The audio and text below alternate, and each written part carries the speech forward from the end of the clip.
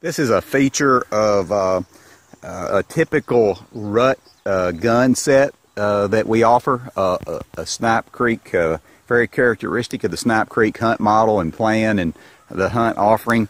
This field here, long narrow bean, it's going to be beans, be a lot of those beans left on the ground, a great food source, and we'll also come in there to all about halfway back and grain that very heavily.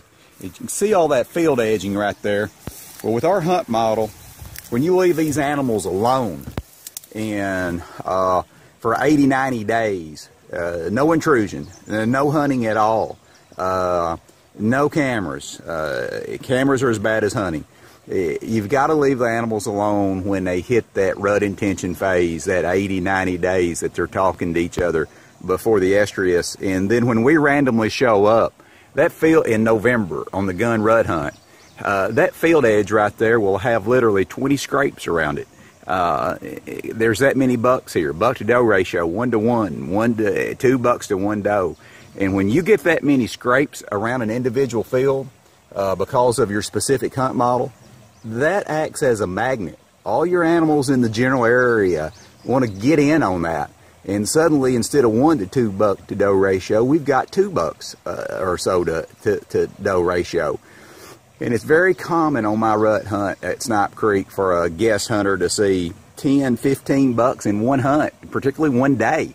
This is a very typical set. We have some 400 to 500 of these sets, about 400 shooting houses and about 100 ladder stands. So we have a lot of options when you're here on this hunt, and those options are a great benefit to your experience. And this is the other side of the hunt right here. Again, a lot of field edge. You just can't imagine on a good movement day the experience that you'll have sitting right here in this shooting house.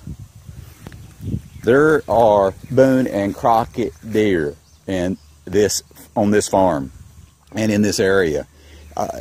This little niche area that Snipe Creek hunts, we've been shooting, local boys have been shooting Boone and Crockett deer for quite a long time. They don't get reported to the registry. This little niche area in true heart of Western Kentucky is literally a mini Iowa, a mini Kansas, only at this point better, and better for a lot of reasons.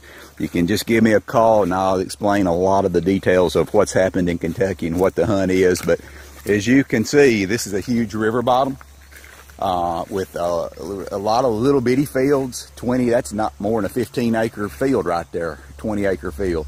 And then you've got thousands of acres of habitat around it. High carrying capacity of these whitetails.